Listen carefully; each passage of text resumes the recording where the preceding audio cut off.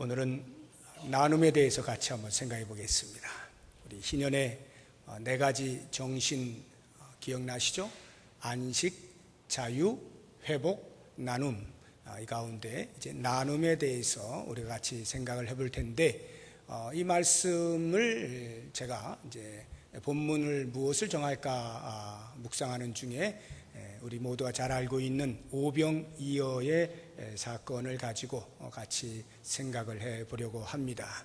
예수를 안 믿는 사람들도 한 번쯤은 어디선가 들어봤을 법한 그렇게 유명한 사건이 오병이어의 사건이죠. 실제로 사복음서에 공히 나와 있는 사건이 그다지 많지 않은데 그 가운데 하나입니다. 그 이야기는 그만큼 이 사건이 중요한 것이고 우리에게 던지는 의미가 크다는 것을 방증하고 있는 것입니다. 어떻게 해서 오병이어의 사건이 일어나게 되었는가 하는 그 배경을 잠시 말씀을 드리면, 예수님께서 제자들을 둘씩 짝을 지어서 전도하러 내보내십니다. 처음으로 예수님을 떠나서 자기들끼리 전도를 하는데 이게 웬일입니까?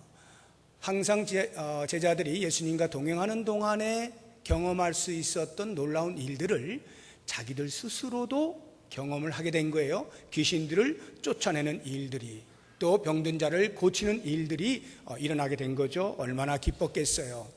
한숨에 달려왔습니다. 예수님께 보고합니다. 예수님, 우리도 이런 일을 합니다. 흥분해하고 있는 이 제자들을 예수님께서 안정시키시기 위하여서, 얘들아 우리 저쪽 건너 좀 가자 하고 배를 타고 건너가십니다. 잠시 쉬어야 되겠다 하는 거예요. 그런데 무리들이 예수님 쉬는 것을 못 봐줍니다.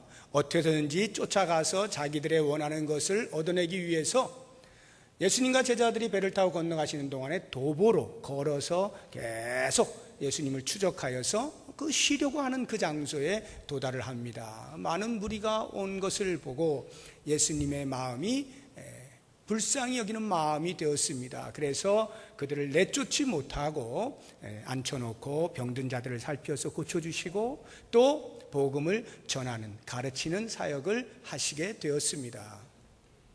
얼마나 사역에 집중을 했던지 그만 점심시간이 지났습니다. 오늘 성경을 보면은 15절에 저녁이 되매 이렇게 표현을 해 놓았습니다만, 여기 저녁은 우리가 생각하는 저녁은 아닙니다. 유대인들은 저녁이 두 개가 있어요. 우리가 생각하는 그 저녁, 그러니까 해가 지고 나서부터의 저녁은 둘째 저녁입니다. 그 전, 한 3시경부터 일몰 전까지가 첫째 저녁이에요. 여기 저녁이 되면은 그 첫째 저녁을 말하는 겁니다. 그러니까 한 3, 4시 정도 됐을 거예요. 점심을 거른 채 예수님과 제자들이 열심히 사역을 하고 있는데 제자들이 몸에서 느낌이 온 겁니다. 배가 쪼르륵 한 소리가 들렸겠죠. 아, 우리가 지금 점심까지 걸러가면서 이 일을 하고 있구나 하는 생각이 들자 그들이 예수님께 가서 밥 좀 먹고 하죠, 이렇게 이야기가 된 겁니다. 그래서 예수님께서 그러자 한 것이 이 발단입니다. 그런데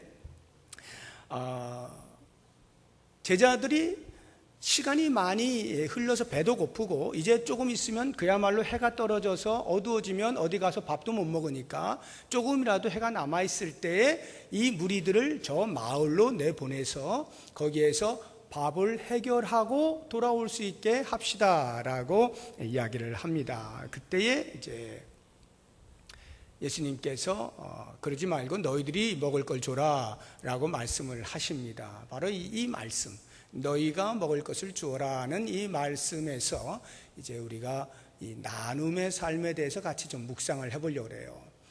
예수님께서 말씀하시는 너희가 먹을 것을 주라, 과연 누가 나눔의 삶을 살 수 있느냐?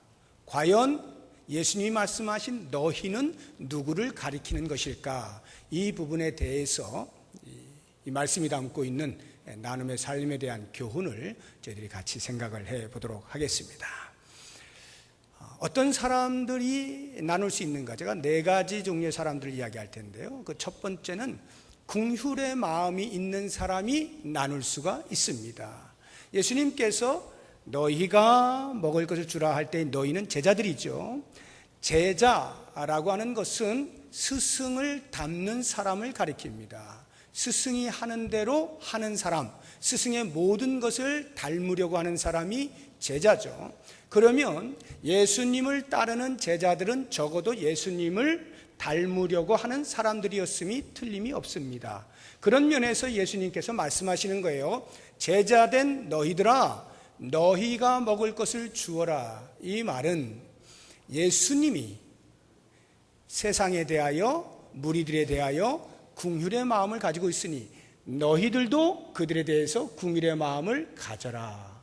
이것을 이야기해 주고 있는 것입니다.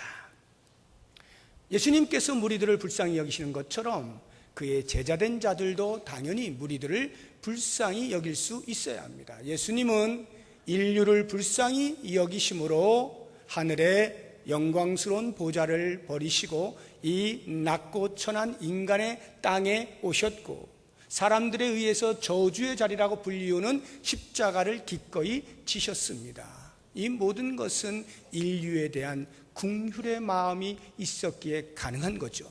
그러니까 예수님께서 사역하시는 동안에도 역시 마찬가지로 무리들을 바라볼 때마다 긍휼의 마음을 가지신 겁니다. 예루살렘을 바라보면서도 긍휼의 마음을 가지시는 거고요. 이방인들을 바라보면서도 긍휼의 마음을 가지시는 거고요.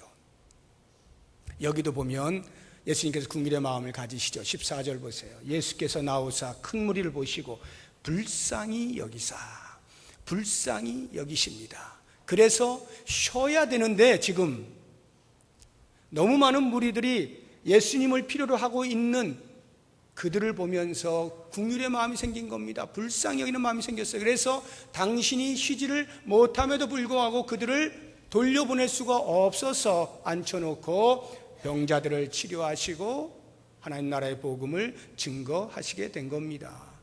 자, 그와 같은 긍휼의 마음을 가지신 예수님께서 지금 무리들이 먹을 것이 없어요. 때가 지났어요.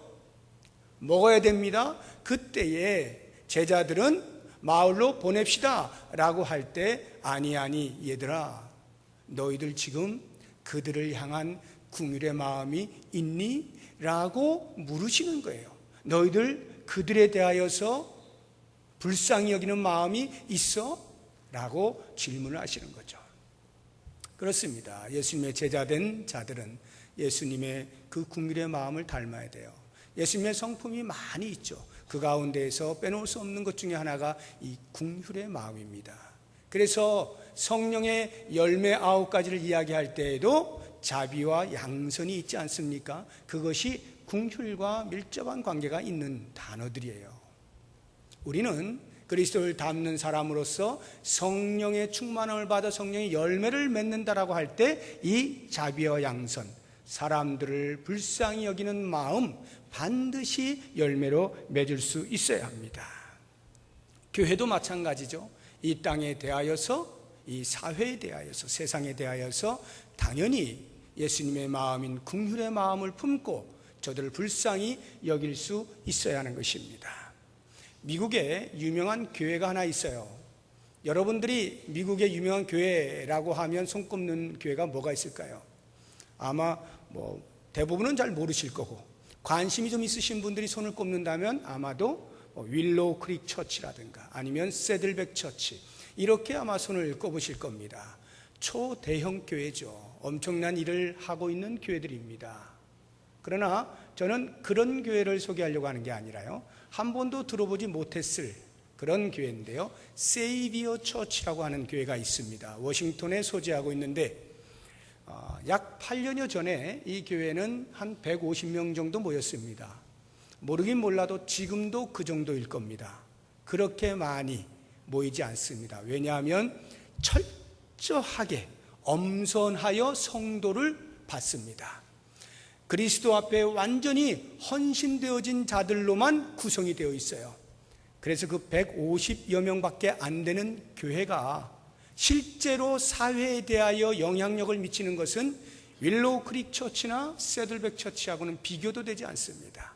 어마어마한 일들을 하고 있는데요, 이 세이비어 처치의 모토, 사역 철학이 무엇이냐면 우리는 예수를 따른 제자들로서 예수님을 닮기를 원한다.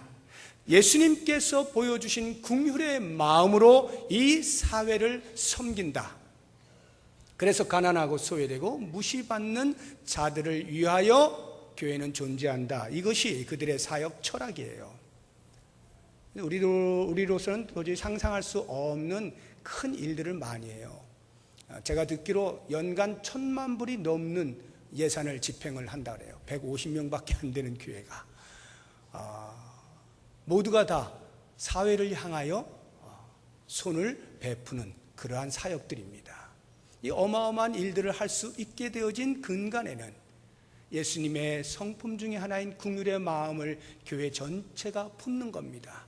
그리고 예수님께서 이 세상을 가슴에 품으셨던 것처럼 그들도 그들의 주변을 품는 겁니다. 그리고 그들의 손길이 필요한 자들을 향하여서 기꺼이 손을 내미는 거예요. 그래서 비록 숫자적으로는 어림도 없이 적은 숫자이지만 실제적으로 사회에 대하여 빛을 발하는 그 강도는 어느 교회에 못지않는 훌륭한 일들을 많이 하고 있는 교회입니다.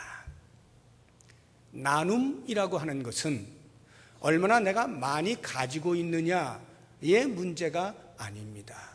내가 얼마나 긍휼의 마음을 품고 있느냐로 나눌 수 있는지 없는지가 결정이 돼요. 어떤 사람들은 충분히 가지고 있습니다.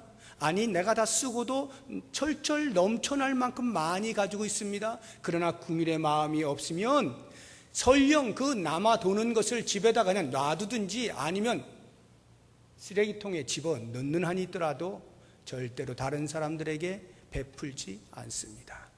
긍휼의 마음이 없으면 나눔은 일어나지 않아요. 그런데요, 손에 쥔 것이 별로 없어도요, 마음이 예수님의 마음을 닮아서 긍휼의 마음이, 불쌍히 여기는 마음이 많은 사람은요, 콩 한쪽이 있어도 그걸 나누려고 해요. 나눔은 긍휼에서부터 시작합니다. 나는 과연 예수님을 닮아가고 있는 제자인가 돌아볼 필요가 있습니다. 예수님처럼 사람들을 바라보고 불쌍히 여기는 마음이 내 속에 있는가? 여기에서부터 제자의 길이 시작이 된다는 것을 꼭 기억하시고, 아직 내 마음 속에 긍휼에 대하여 별로 와닿지 않는다라고 하면 이제는 생각을 바꾸시고, 내가 예수님을 닮는다라고 할 때 적어도 이 부분에 있어서 연약한 부분, 부족한 부분을 개발하고 계속해서 내 성품 중에 불쌍히 여기는 긍휼의 마음을 많이 키우시기 바랍니다. 그러면 그때로부터 이제 나눌 수 있게 됩니다. 두 번째로 어떤 사람이 나눌 수 있느냐 하면 책임감이 있는 사람이 나눌 수가 있어요. 나밖에 모르는 사람은 주변에 대해서 신경 쓰지 않죠. 나만 신앙생활 잘하면 되고, 나만 먹고 사는 일에 지장이 없으면 되고, 나만 잘 되면 그만이고, 주변이야 뭐 또 그 사람들도 자기 몫의 책임을 자기가 지는 거지 라고 생각을 하는 사람은 결코 주변을 돌아볼 수 없습니다. 제자들은요, 때가 지났어요. 배가 고파요. 무리들이 다 밥을 못 먹고 있습니다. 적어도 그들이 관심을 가진 것 같아요. 예수님, 밥 좀 먹고 하죠. 상당히 관심을 가진 것 같지만 실제로 가만히 들여다보면 그들이 예수님께 방법을 제시한 내용이 저들로 마을에 보내서 사 먹고 오게 합시다. 다시 말하면 저들의 먹고 사는 문제는 저들의 책임이니 저들이 알아서 할 수 있도록 시간을 좀 줍시다. 우리는 또 우리가 어떻게 먹고 살아야 하는지 한번 살펴보고요. 이 말을 하는 거거든요. 그때 예수님께서 하신 말씀이 갈 것 없다. 너희가 먹을 것을 주라. 이 말의 의미는요, 그 수없이 많은 무리들을 먹일 책임이 제자들에게 있다는 의미가 아닙니다. 제자들의 마음속에는 근본적으로 그것이 내 책임일 수 있다는 생각 자체를 갖지 못하고 있는 것에 대하여 일깨워주고 있는 거예요. 그들이 먹고 마시는 것은 그들의 문제지 우리들의 문제는 아닌 것이죠? 라고 하는 그들의 생각을 깨뜨려 주시는 겁니다. 어쩌면 우리의 문제일 수 있다는 것에 대한 생각, 우리의 책임일 수 있다는 생각을 심어주는 것입니다. 예수를 믿으면 가장 크게 변하는 것 중에 하나가 공동체 의식이에요. 전에는 나를 중심으로 언제나 생각을 했고 나를 중심으로 생활 패턴이 이루어졌어요. 그런데 예수를 믿고 나면요, 크게 변하는 것 중에 하나가 이게 내 마음대로 안 되는 거예요. 내 마음대로 내가 원하는 대로만 사라지지가 않는 거예요. 공동체가 생겨났어요. 그리고는 그 공동체 속에서 함께 사는 법을 배워요. 더불어 사는 법을 배워가기 시작하는 겁니다. 이게 아주 두드러진 특징이에요. 여러분 지금 옆에 앉아 계신 분 한번 보세요. 예수 믿기 전에 알던 분 계십니까? 물론 이 지역에서 어렸을 때부터 학창시대가 지낸 분들이야 아셨겠지만 그렇지 않은 분들은 어디 생전에 보던 분들입니까? 아무도 모르는 분들이에요. 그런데 부평 동북교회 한 분 한 분 오신 거예요. 그리고 같이 예배를 드리는데 옆에 앉아있네. 보니까 당신도 예수 믿어요? 나도 예수 믿는데요. 아, 그렇군요. 우리가 같이 예수 믿고 같이 예배 드린 사람이군요 하면서 가족과 운명적으로 공동체가 된 것임을 느끼게 되는 것입니다. 그래서 그 전까지는 그냥 내 삶에 대해서 내가 책임지고 살면 됐는데 이렇게 공동체가 형성되면서부터는 나 아닌 너에 대한 생각을 하게 되는 것입니다. 너는 어떻게 살고 있니에 대해서 바라보게 되는 것이에요. 그래서 우리 같이 잘 살아보자, 같이 믿음 생활 잘해보자, 같이 천성을 향해서 가보자 라고 하는 공동체 의식이 강하게 일어나게 됩니다. 그런데 지금 이 말씀을 들으면서 나는 안 그런데, 나는 별로 공동체 의식을 못 느끼겠는데, 이 부평동북교회 그냥 내가 예배드리러 나오는 것뿐이지 크게 나는 모르겠어 하시는 분은 내가 예수를 닮아가는 사람인지부터 보셔야 돼요. 나는 예수님을 닮기로 작정하고 그렇게 신앙생활을 하고 있는지를 살펴보셔야 됩니다. 공동체에 대한 생각이 없는 분들, 내가 예배드리고 가면 그만이지 다른 사람은 무슨 상관이 있어, 괜히 얽혀봐야 문제만 생기고 갈등만 일어나고 차라리 조용히 내 신앙생활만 하고 가는 게 좋아 라고 생각하시는 분들은 아직 예수 믿는다는 게 뭔지를 잘 모르시는 거예요. 제자됨이라는 것이 뭔지를 아직 잘 모르시는 겁니다. 예수를 믿는다는 것은 이제는 나 아닌 너에 대하여 눈을 뜨게 되었다는 의미예요. 그래서 더불어 함께 사는 이 공동체 의식, 책임감이 생기게 되는 것입니다. 그래서 보통 우리가 나쁜 의미로 오지랖이 넓다는 말을 많이 쓰죠. 다른 사람 일에 참견하고 간섭하고 일일이 사사건건 콩나라 판나라 이렇게 하는 사람을 가리켜서 보통 오지랖이 넓다라고 말을 하는데요, 저는 좋은 의미에서 성도는 오지랖이 좀 넓어야 돼요. 다시 말하면 다른 사람은, 내 옆에 있는 사람은 지금 어떻게 사는지를 살필 수 있어야 하는 것입니다. 좋은 의미에서 관심을 가지고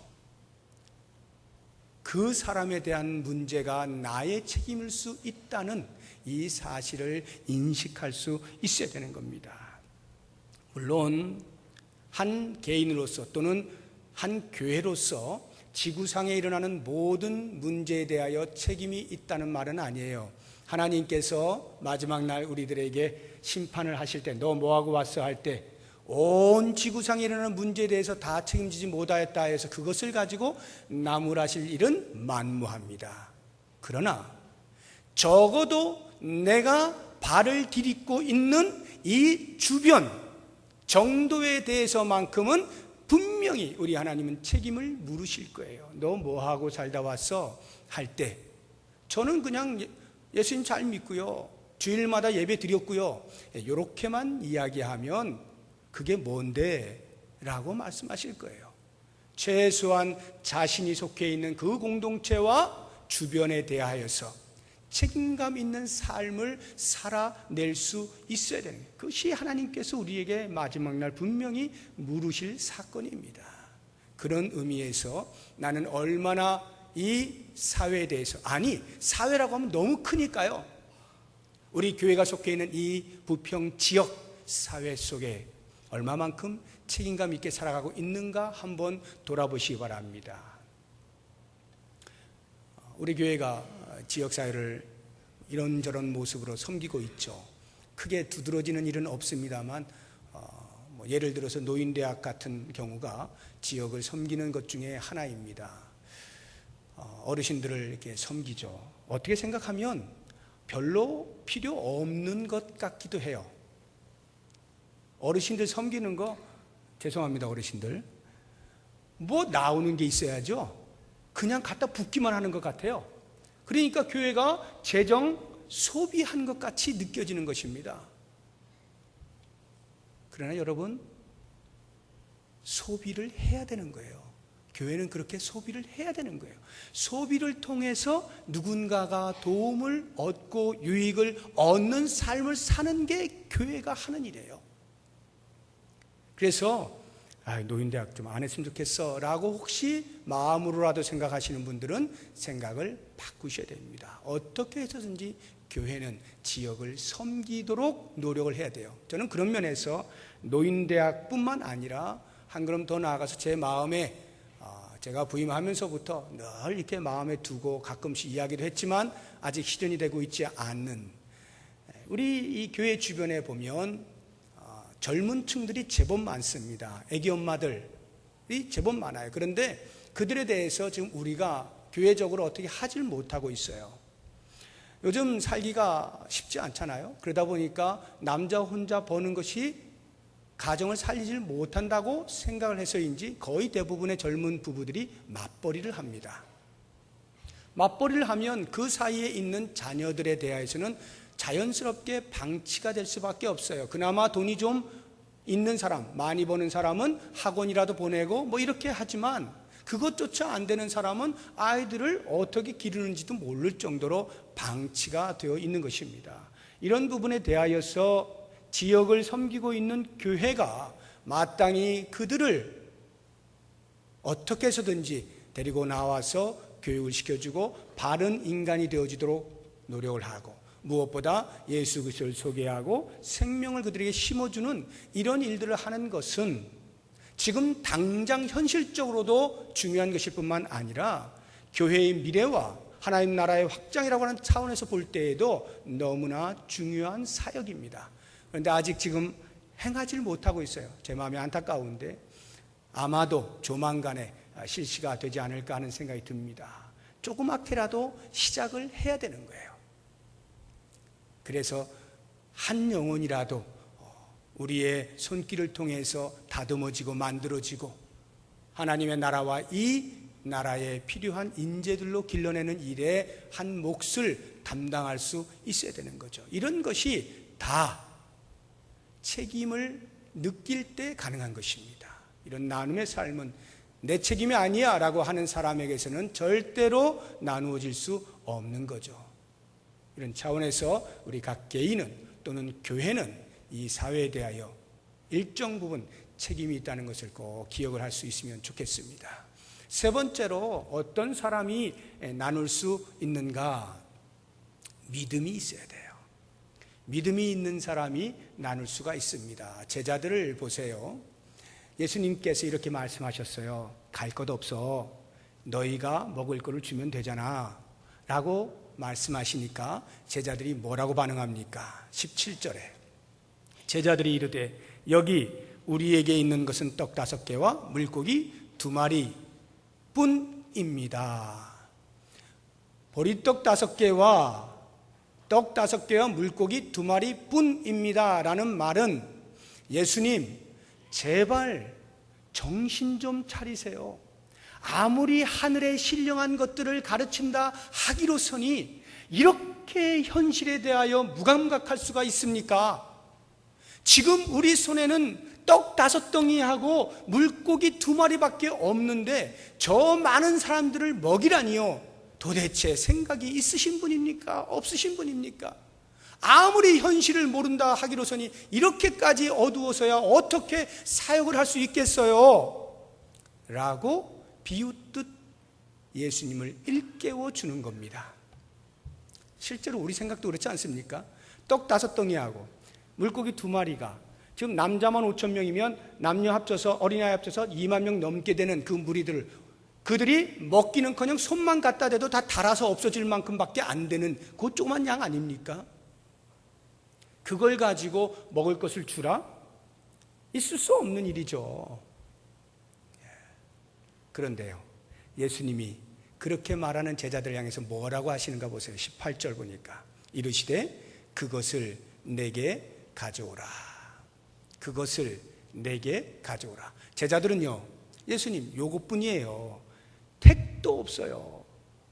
라고 예수님의 비현실적, 비합리적 사고를 일깨워 주는 데 초점을 맞췄다고 한다면 예수님은 그것을 내게로 가지고 오라라고 말씀을 하심으로써 제자들의 너희가 누구냐라고 하는 정체성을 잃어버린 그것을 일깨워주고 있는 것입니다. 무슨 말이에요?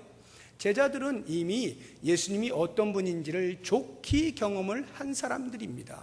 예수님께서 병자들을 고쳐주시고요, 귀신들을 쫓아내시고요, 사람으로 할 수 없는 초월적인 능력을 행하시는 분임을 이미 익히 알고 있는 경험한 제자들이에요. 그런데도 그들은 그 사건이 아닌 또 다른 사건이 눈앞에 다가올 때 그것은 예수님이 못하신다고 그냥 자연스럽게 생각하는 거예요. 이것을 하실 수 있는 분이면 이것도 할 수 있지 않을까에 대한 생각을 하지도 못하는 그 정도의 연약한 믿음을 가진 제자들에게 일깨워주는 겁니다. 너희들이 누구냐? 나를 따르는 제자들이 아니냐? 내가 누구냐? 너희들이 똑똑히 보지 않았느냐? 그런데 왜 이것을 가지고 너희들이 판단하고 너희들이 생각하고 못한다고 생각을 하느냐? 제자들은 예수님의 비현실적이고 비합리적인 생각을 일깨워 주려고 했다면 예수님은 제자들의 믿음 없음을 일깨워 주시면서 그들의 정체성을 확립하도록 촉구하고 있는 것입니다. 믿음이 없는 사람은요, 나에게 없는 것을 잘 봐요. 내가 뭐가 없지? 뭐가 없지?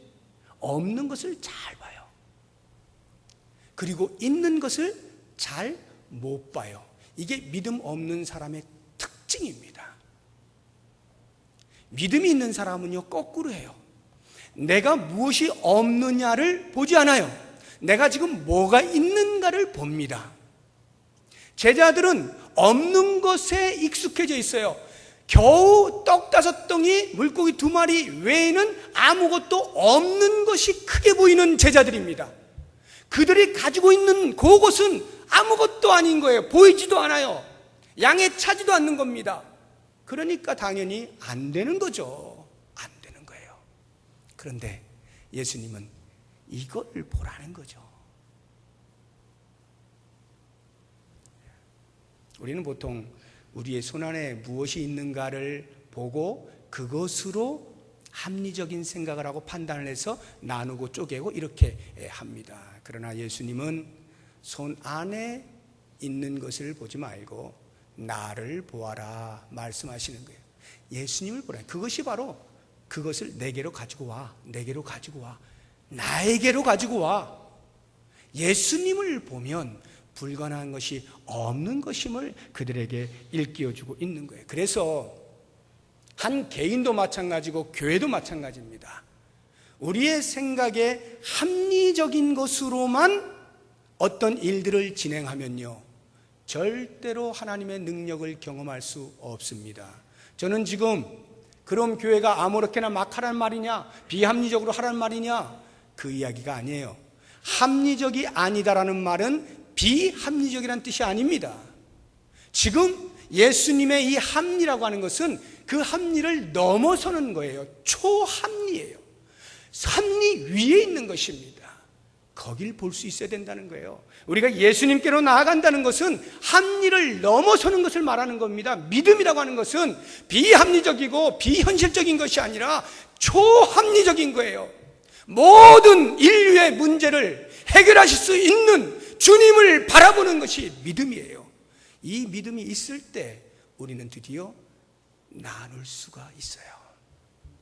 여러분, 교회 재정이 1년이면 딱 정해집니다. 연말에 정하지 않습니까? 장로님들 또 각 위원들이 머리를 싸매고 그것을 합리적으로 어떻게든지 빈틈없이 하려고 잘합니다. 이것은 빼고 이것은 더하고 뭐 이렇게 이 모든 게 다 합리적인 거예요. 합리적인 생각과 합리적인 행위가 잘못됐다는 것이 아닙니다. 우리가 자칫 그 합리 앞에 우리의 믿음을 놓칠 수 있다는 말이에요. 그래서 하나님이 정말로 원하시는 것임에도 불구하고 그 합리에 해당되지 아니함으로 잘려나가는 사역들이 있다면 다시 생각해야 돼요. 교회는요, 주를 바라볼 수 있어야 돼요. 주님이 기뻐하시는 게 뭔지를 봐야 돼요. 그리고 그것에 투자할 수 있는 믿음이 있어야 돼요. 주께로 가지고 나가면 주께서 행하신다는 믿음이 있을 때 드디어 우리 교회는 이 세상에 대하여 할 일을 할 수 있게 되는 거예요. 이제 마지막으로 누가 나눌 수 있는가? 나눌 것이 있는 사람이 나누는 거예요. 뭐 말이 이상하죠. 나눌 것이 있는 사람이 나눈다? 당연하죠. 나눌 것이 없다라고 생각하는 사람은 나눌 수가 없어요. 근데 나눌 것이 있다라고 보는 사람은 그것을 나눌 수가 있는 것입니다. 제일 중요한 것은 나는 나눌 것이 있는 사람이라는 인식을 하는 게 중요해요. 나는 나눌 것이 있는 사람이야. 우리가 나눈다고 할 때 뭘 나눕니까? 크게 두 가지로 나눌 수 있는데, 하나는 육체의 필요를 나누는 거고요. 또 다른 하나는 영적인 필요를 나누는 겁니다. 육체의 필요를 나눈다는 것은 가장 쉬운 것으로 우리의 주머니에 있는 재물 가운데 나누는 것을 말하는 거예요. 그러나 그것만 있는 것은 아니죠. 우리의 시간을 나눌 수도 있는 것입니다. 때로는요, 우리의 건강을 나눌 수도 있고요, 또 때로는 우리의 재능을 나눌 수도 있는 것입니다. 제가 아까 우리 주변에 있는 어린 아이들에 대한 교회 사역에 대해서 잠시 언급을 했는데, 그럼 누가 가르칠 것이냐 할 때 받은 사람 있잖아요. 재능이 있는 사람 있잖아요. 먼저 배운 사람 있잖아요. 뭔가 가르칠 것이 있는 사람 있잖아요. 그 재능을 나누는 겁니다. 산수 잘하십니까? 수학을 전공하셨습니까? 나누시고요. 영어 좀 잘하십니까? 영어를 나누시고요. 논술을 잘하십니까? 국어 좀 나누시고요. 나누는 거예요. 있는 것, 보는 사람이 나눌 수가 있는 것입니다. 그런데 나는 나눌 게 없어. 내 것도 지금 부족한데 무슨 남에게 나눌 게 어디 있어? 라고 생각을 하면 그 사람은 가지고 있는데도 가지고 있는 줄도 모른 채 자기 혼자 끙끙거리며 살다가 인생을 끝내는 것입니다. 나는 나눌 것이 있어요. 근데 정말로 중요한 것은 이 두 번째 영적인 필요를 나눈다는 건데요. 예수님께서 왜 오병이어의 사건 속에서 제자들에게 굳이 너희가 먹을 것을 주라라고 말씀을 하셨을까요? 예수님이 그 많은 무리들 앞에서 내가 누군지 좀 보여줄게 하고 하나님의 아들 되심을 증명하기 위해서 그런 것일까요? 물론 그것도 없지 않아 있겠죠. 그러나 정말 중요한 것은 지금 당신이 죽고 부활해서 승천하여 하늘로 올라가시면 그 남은 사역들을 감당해야 될 제자들에게 뭔가를 가르쳐 주시려고 하는 거예요. 뭘까요? 너희들이 정말로 나누어야 할 것은 먹을 것도 중요하고 입을 것도 중요하고 마실 것도 중요하지만 무엇보다도 생명의 떡을 나눌 수 있어야 된다. 저들의 영적인 필요를 채워줄 수 있어야 된다. 이것을 보여주기 위하여 오병이어의 사건을 보여주시는 거거든요. 무슨 말이냐면 오병이어의 사건이 일어나자 온 무리들이 난리가 났습니다. 예수님, 예수님, 우리의 임금 되어 주십시오 하고 우르르 몰려다니는 거예요. 예수님께서 그들을 향해서 일가를 하십니다. 너희들 떡 때문에 오는 거지? 그 마음의 중심을 찌르는 거예요. 떡 그거 보고 계속해서 그런 거 좀 해달라고 그렇게 따라오는 거 아니냐? 이렇게 말씀을 하시면서 예수님이 말씀하십니다. 내가 곧 하늘에서 내려온 생명의 떡이니 나를 먹는 자는 결코 줄이지 아니할 것이요 나를 마시는 자는 결코 목마르지 아니할 것이다. 예수님은 당신을 가리켜서 하늘에서 내려온 떡이라고 말씀하시는 거예요. 이걸 오병이어의 사건과 연결해서 생각해 보세요. 떡을 어떻게 해요? 제자들이 나누어 줄 때 계속 나누어지지 않습니까? 제자들이 나누어질 때 계속 나누어지는 거예요. 이 떡이 예수님의 몸을 상징하는 거예요. 예수님의 십자가에서 갈기갈기 찢기신 그 몸을 상징해요. 그래서 다 갈기갈기 찢겨나가는 겁니다. 온 인류를 위해서 하나씩 한 점씩 다 나누는 거예요. 그런데 그 일을 누가 하느냐? 제자들이 한다 이 말이에요. 제자들이 나누는 거예요. 복음을 누가 전하느냐? 제자들이 나눈다는 거예요. 정말로 인류에게 필요한 예수 그리스도의 그 보혈의 피와 생명의 떡, 살을 누가 나눌 것이냐? 제자들이 나누는 거예요. 여러분, 과연 나는 제자입니까? 나는 과연 예수님을 따르는 사람입니까? 그렇다면 인류의 필요에 대하여 눈을 뜨셔야 됩니다. 정말로 저들이 필요한 것이 무엇인가? 다른 그 무엇이 아닌 예수 그리스도를 통하여 얻는 구원 아니겠어요? 그것을 예수님께서 우리들에게 맡기시기 위하여, 그것이 우리가 맡은 사명이라는 것을 알게 하시기 위하여 오병이어의 사건을 일부러 드러내서 제자들로 알게 하신 것이고 우리로 깨닫게 하시는 겁니다. 모쪼록 원하기는 과연 누가 나눌 수 있는 것이냐 하는 부분에 대해서 들으신 말씀을 묵상하시면서, 그리고 나는 과연 무엇을 나눌 것인가를 깊이 생각하시고, 어찌됐든지 이 땅을 사는 동안에 하나님께서 내게 주신 것 마음껏 나누며 하나님 앞에 가서 섰을 때 할 말이 있을 수 있는 우리 모두가 될 수 있기를 주의 이름으로 축복합니다. 기도하겠습니다. 하나님,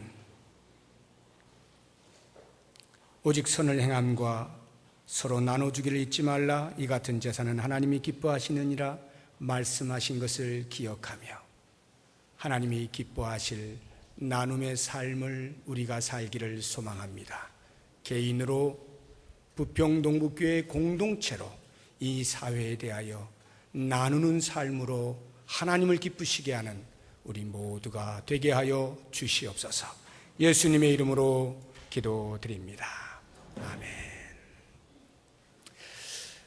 이 시간에 우리 찬송하기 전에 같이 잠깐 기도하는 시간을 갖겠는데요. 다른 사람을 위해서 기도하는 것을 중보 기도라고 합니다. 뭐 도고라고도 말을 하고요. 다른 사람을 위해서 기도하는 것도 우리의 그 영적인 필요를 나누는 것이 되는데요.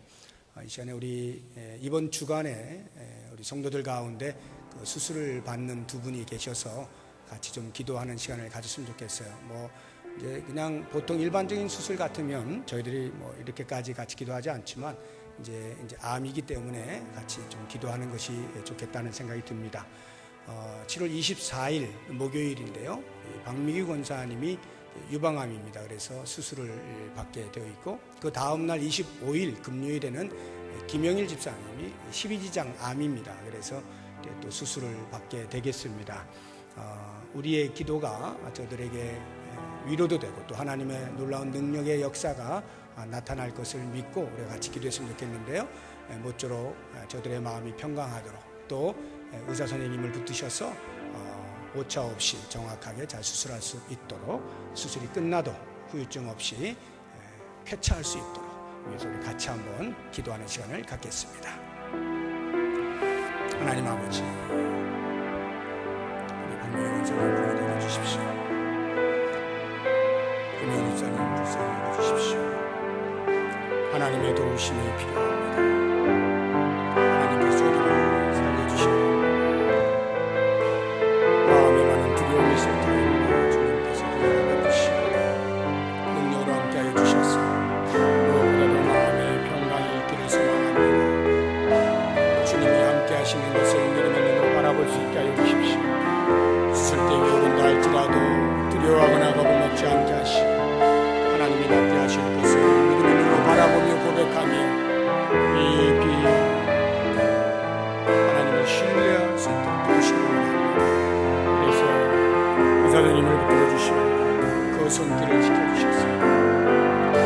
자신을 믿지 않게 하시고 전능하신 하나님을 의지하고 있습니다. 최선을 다해서 집중하여서 집도할 수 있도록 도와주시기를 원합니다. 죽음의 오차도 있지 않게 해주시고 정밀하게 수술해서 모든 암덩어리가 깨끗하게 잘려져 나갈 수 있게 하시고 제거되게 하시고 몸 안에 있는 모든 더러운 것들과 바이러스들이 다 사라질 수 있는 기회가 되게 하여 주시기를 원합니다. 그래서 하나님께서 세우시는 귀한 삶을 살게 하여 주시고 남은 인생을 어떻게 살아야 할지 이 세상에서 새롭게 사는 자로서의 나눔의 삶을 살아드릴 수 있는 귀한 삶이 되게 하여 주시기를 원합니다. 성도들이 안전한 마음으로 간구할 때 주의 성령께서 역사해